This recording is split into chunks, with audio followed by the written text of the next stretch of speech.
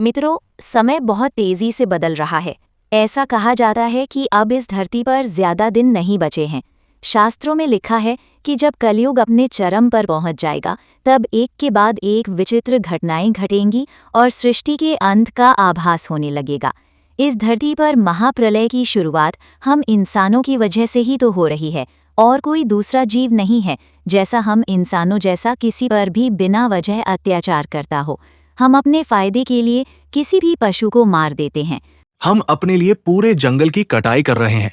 हम अपने स्वार्थ के लिए कीड़े मकोड़ों को भी नहीं छोड़ रहे हैं, उनको भी मारकर खा रहे हैं। क्यों कर रहे हैं हम इंसान ऐसा? क्या हमारी भूख इतनी बढ़ गई है? राक्षसों और हमारे में क्या अंतर रह गया है? राक्षस भी मांस खाते थे और हम भी वही कर रहे हैं। हम तो जानबूझकर किसी को मारकर मांस खा रहे हैं और पशु पक्षियों पर इतना हर दिन अत्याचार कर रहे हैं। हमें तो नरक ही मिलेगा, ये तो पक्का है। लेकिन जब आप भगवान के पास चले जाएंगे तो भगवान को क्या कहेंगे? आज तक तुमने धरती पर अच्छा कार्य क्या किया? ऐसा भगवान ने पूछा तो हम क्या जवाब देंगे? क्या हमने आज तक सच्चे मन से माता पिता की सेवा की है, या हमने सच्चे मन से जीवन भर किसी प्राणियों की मदद की है? क्या बोलेंगे हम ऊपर जाकर के? हमारे पास कोई शब्द नहीं होगा भगवान को बताने के लिए, क्योंकि हम हर दिन नर्क में जाने जैसा ही कार्य कर रहे हैं। बिना वजह हम पशुओं पर अन्याय कर रहे हैं, जब हमें भगवान ने मनुष्य को सबसे अलग बनाया है। जब बाकी पशु पक्षी धरती पर हैं, तो उनको क्या बारिश हो या धूप हो या ठंड हो, उनसे बचने के लिए क्या कोई सुविधा है उनके पास? हमारे जैसी कोई सुविधा नहीं है, ये हम सबको मालूम है। हम इंसान, बारिश हो या धूप हो या फिर ठंड हो, कम से कम हम घर बनाकर तो घर में बैठ सकते हैं। जब भूख लगी तब खाना तो खा सकते हैं, लेकिन उन बेजुबान जीवों का क्या? उनका कोई खाने का टाइम होता है, न रहने का कोई ठिकाना है। हमारा जब मन करे हम खाना खा सकते हैं, लेकिन बाकी प्राणियों का वैसा बिल्कुल भी नहीं है। इसलिए हम इंसानों को भगवान ने अलग बनाया है, ताकि हम अपनी मर्जी से सब कुछ कर सकते हैं। थोड़ा इस बात पर विचार अवश्य करें कि बाकी जीव जंतुओं की तुलना में हम इंसान कितने सर्वश्रेष्ठ हैं। हमारे अंदर भगवान ने किन गुणों को मिलाया है। हम जो चाहे वो कर सकते हैं, तो हम क्यों ना अच्छा करें? जो चाहे कर सकते हैं तो हम अच्छा ही करें। बुरा करने की सोचना भी मत। लेकिन हम तो अच्छा छोड़ देते हैं और बुरा करने ही चले जाते हैं। तो आप ही बताइए, इस धरती पर महाप्रलय नहीं आएगा तो और क्या आएगा? भगवान हर दिन किस किस पर अन्याय होता देखकर कितने दिन चुप बैठेंगे? जरा सोचो, अगर तुम्हारे सामने बिना वजह किसी को कोई बार बार तकलीफ दे रहा है, मार रहा है, फिर भी आप चुपचाप खड़े तमाशा देखते हैं, कितने दिन देखेंगे? एक दिन, 2 दिन, और वो इंसान हर दिन किसी को भी वैसा ही तकलीफ दे रहा है या मार रहा है, और आप चुपचाप हर दिन नहीं देख सकते। एक दिन आप भी उस पर कार्रवाई करने पर विवश होंगे। इसी प्रकार हम हर दिन किसी पशुओं पर या प्राणियों पर या किसी गरीबों पर, किसी न किसी पर हम हर दिन अन्याय कर रहे हैं, और भगवान हमें कितने दिन चुपचाप देखेंगे? भगवान को एक न एक दिन धरती पर आकर महाप्रलय की शुरुआत तो करनी ही है, और करेंगे भी। और ये शुरुआत हमारे ही कर्म की वजह से हो रही है। लेकिन आप मानोगे नहीं, इसीलिए हम तुम्हें कुछ विस्तार पूर्वक भगवान जगन्नाथ की कहानी सुनाएंगे। बस ध्यान पूर्वक सुने और पूरी श्रद्धा के साथ सुने। भगवान जगन्नाथ की कथा हमें बहुत कुछ सीखने को मिलेगा। आपसे छोटी सी विनती है, वीडियो अच्छी लगी तो कृपया करके एक लाइक कर दो। आपकी एक लाइक हमारे लिए बहुत महत्वपूर्ण है। तो चले इस पावन कथा को शुरू करते हैं। ध्यान रहे, ये भगवान जगन्नाथ, श्री कृष्ण और भी देवताओं की कथा है। ये बीच में आधा अधूरा कथा को छोड़ने की गलती मत करना, क्योंकि भगवान जगन्नाथ इस कलयुग में है। अगर आपको लगता है कि नहीं है, तो इस कथा में आगे आप उनके रहस्य जानकर चौंक जाएंगे। उनका झंडा आज भी विपरीत दिशा में कैसे लहराता है। सनातन धर्म में समय को 4 हिस्सों में बांटा गया है। पहला सतयुग, दूसरा त्रेता युग, तीसरा द्वापर युग और चौथा है ये वर्तमान का कलयुग। इन चारों युगों से जुड़े हुए हैं 4 धाम: बद्रीनाथ धाम, रामेश्वरम धाम, द्वारिका धाम और जगन्नाथ धाम। हर धाम की स्थापना अलग अलग युग में हुई। बद्रीनाथ धाम की स्थापना सतयुग में हुई थी। रामेश्वरम त्रेता युग में स्थापित हुआ। द्वारिका धाम द्वापर युग की देन है और कलयुग में जगन्नाथ धाम का प्रकट होना हुआ। इन चारों धामों की सबसे खास बात यह है कि इनकी स्थापना भगवान विष्णु के अलग-अलग अवतारों द्वारा की गई। इसीलिए इन्हें चार धाम कहा जाता है। कलयुग में विशेष महत्व है भगवान जगन्नाथ का, क्योंकि जगन्नाथपुरी को कलयुग का धाम कहा जाता है। कहा जाता है कि जो भक्त भगवान जगन्नाथ के रथ पर चढ़कर दर्शन कर लेता है, उसे बार बार जन्म और मृत्यु के चक्र से छुटकारा मिल जाता है। सृष्टि का संचालन 3 देवताओं पर आधारित है। भगवान ब्रह्मा सृष्टि का निर्माण करते हैं, भगवान विष्णु उसका पालन करते हैं, और जब पाप अत्यधिक बढ़ जाता है तब भगवान महादेव उसका विनाश करते हैं। प्राचीन समय में जब ये संसार नया नया बना था, तब सभी देवता इसी धरती पर निवास करते थे। भगवान विष्णु बद्रीनाथ में स्नान करते थे, द्वारिका में वस्त्र धारण करते थे, पुरी में भोजन करते थे और रामेश्वरम में विश्राम करते थे। भगवान शिव कैलाश पर्वत पर अपने परिवार सहित निवास करते थे। लेकिन समय बीतने के साथ पाप का प्रभाव बढ़ता गया और जैसे ही कलयुग आया, इस धरती पर विनाश की छाया मंडराने लगी और धीरे धीरे देवताओं ने भूलोक को छोड़ दिया।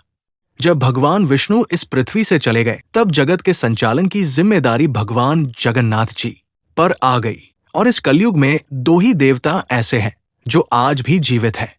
पहला है अजमान जी और दूसरे हैं प्रभु श्री जगन्नाथ। बाकी सारे देवता अपने लोक में वापस चले गए, लेकिन भगवान जगन्नाथ आज भी पुरी धाम में भक्तों के बीच रहते हैं। जब बात भगवान जगन्नाथ की आती है, तो शुरुआत में लोगों को विश्वास नहीं होता कि भगवान जगन्नाथ आज भी वहां रहते हैं। आपको यकीन नहीं हो रहा है तो भगवान जगन्नाथ मंदिर के दर्शन करने जाओ और देखो, वहां आज भी झंडा विपरीत दिशा में लहराता है।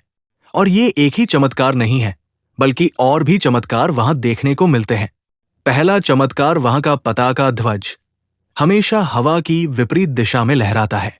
सामान्य झंडा हवा की दिशा में उड़ता है, लेकिन पुरी के जगन्नाथ मंदिर का ध्वज चाहे हवा किसी भी दिशा से बह रही हो, वो उसकी विपरीत दिशा में ही फहराता है। ये जगन्नाथ धाम की अलौकिक लीला है कहा जाता है। वैज्ञानिक दृष्टि से भी इसका कोई स्पष्ट कारण आज तक नहीं मिल पाया है। दूसरा, मंदिर के शिखर पर हर दिन पुजारियों द्वारा उल्टी चढ़ाई चढ़कर झंडा बदलना, समुद्र की लहरों की आवाज मंदिर के अंदर नहीं सुनाई नहीं देना और सुदर्शन चक्र का हर जगह से एक ही समान दिखाई देना। इसीलिए कहा जाता है जगन्नाथ जी आज भी वही मंदिर में अदृश्य रूप से रहते हैं। जगन्नाथ जी बाकी देवताओं से अलग हैं। वो हमारे जैसे जीते हैं, खाना खाते हैं, सोते हैं, खेलते हैं, कभी बीमार पड़ते हैं, उनका इलाज होता है, और सबसे हैरानी की बात, उनका नया जन्म भी होता है।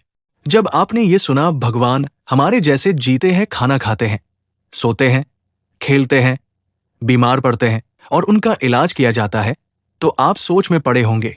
लेकिन आपको थोड़ा विस्तार से हम बता देते हैं। ये कोई कल्पना नहीं बल्कि एक परंपरा है जो सदियों से चली आ रही है। पूरी धाम में हर दिन भगवान के लिए 56 प्रकार का भोग बनाया जाता है। रात को उनके विश्राम की व्यवस्था होती है।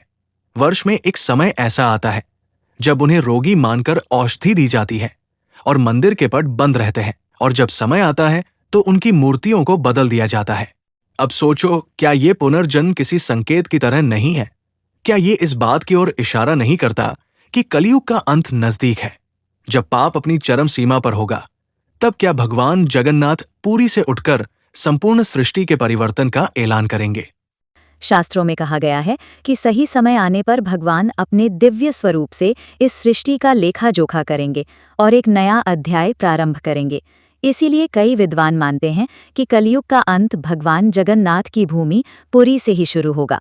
दोस्तों, जब हम भगवान जगन्नाथ की मूर्ति देखते हैं तो सबसे पहले यही बात दिमाग में आती है कि ये मूर्ति अधूरी क्यों है। उनके हाथ और पैर पूरे बने हुए नहीं हैं। ये अपने आप में सबसे बड़ा रहस्य है। शास्त्रों में लिखा है कि भगवान विष्णु के हाथों में हमेशा शंख और चक्र रहते हैं और जगन्नाथ जी के हाथों में भी यही चिन्ह दिखाई देते हैं, लेकिन उनका स्वरूप बाकी देवताओं से बिल्कुल अलग है। अब सुनो, ये रहस्य भगवान श्री कृष्ण से जुड़ा हुआ है।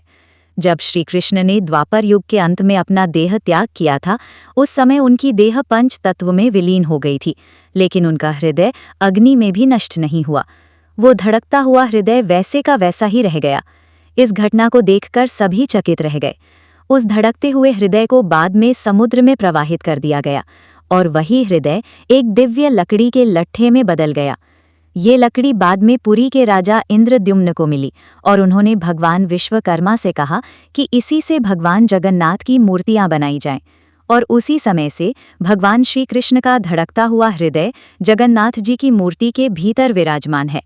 यही कारण है कि कहा जाता है आज भी भगवान का हृदय जीवित है और धड़क रहा है। भाई, ये कोई सामान्य बात नहीं है। सोचो, हजारों साल बीत गए, लेकिन भगवान श्री कृष्ण का हृदय आज भी जीवित है। इसे ब्रह्म पदार्थ कहा जाता है और यही ब्रह्म पदार्थ हर बार नई मूर्ति में स्थानांतरित किया जाता है। जगन्नाथपुरी में हर 12 साल बाद मूर्तियों को बदल दिया जाता है। इसे नवकलेवर कहा जाता है, यानी भगवान का नया शरीर माना जाता है। इस समय पूरी नगरी में अंधेरा कर दिया जाता है, बिजली बंद कर दी जाती है। मंदिर के चारों ओर सेना और सुरक्षा बल तैनात कर दिए जाते हैं और मंदिर के भीतर केवल कुछ विशेष पुजारी जाते हैं। उनकी आंखों पर पट्टी बांधी जाती है और हाथों में मोटे दस्ताने पहनाए जाते हैं ताकि वे देख न सके और सीधे स्पर्श भी न कर सके। तभी वे मूर्ति से उस ब्रह्म पदार्थ को निकालते हैं और नई मूर्ति में स्थापित कर देते हैं। पुजारी कहते हैं कि जब वे इस ब्रह्म पदार्थ को छूते हैं तो ऐसा लगता है जैसे कोई जीवित प्राणी उनके हाथों में कूद रहा हो। ये सोचकर ही रोंगटे खड़े हो जाते हैं। ये रहस्यमय हृदय ने ही जगन्नाथपुरी धाम को इतना अलौकिक और अद्वितीय बना दिया है। कहा जाता है कि जब कलयुग का अंत होगा और कल्कि अवतार का प्रकट होना होगा, तब यही ब्रह्म पदार्थ अपनी धड़कन रोक देगा और उसी समय जगन्नाथ मंदिर समुद्र में समा जाएगा। विज्ञान आज तक इस रहस्य को नहीं समझ पाया कि आखिर ये धड़कता हुआ ब्रह्म पदार्थ है क्या।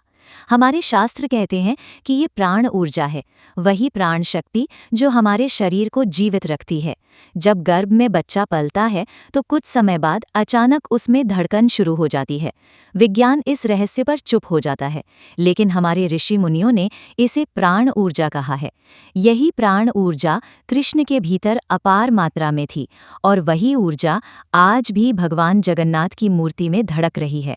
ये प्राण ऊर्जा ही वो शक्ति है जो कलयुग के अंत में कल्कि अवतार के साथ मिलकर इस सृष्टि को नई दिशा देगी। मित्रों, भगवान जगन्नाथ के रहस्यों में एक और बड़ा रहस्य छिपा है और वो है उनका रथ यात्रा। ये रथ यात्रा हर साल होती है और इसमें लाखों लोग शामिल होते हैं। कहते हैं कि जब भगवान जगन्नाथ अपने भाई बलभद्र और बहन सुभद्रा के साथ रथ पर बैठकर निकलते हैं तो ये केवल एक धार्मिक आयोजन नहीं होता, बल्कि ये संकेत होता है कि भगवान स्वयं भक्तों के बीच आकर उन्हें आशीर्वाद दे रहे हैं। सामान्य रूप से भगवान मंदिर के गर्भगृह में रहते हैं, जहां आम भक्त सीधे जाकर उन्हें छू नहीं सकते, लेकिन रथ यात्रा के समय भगवान स्वयं मंदिर से बाहर निकलते हैं और भक्तों को दर्शन देते हैं।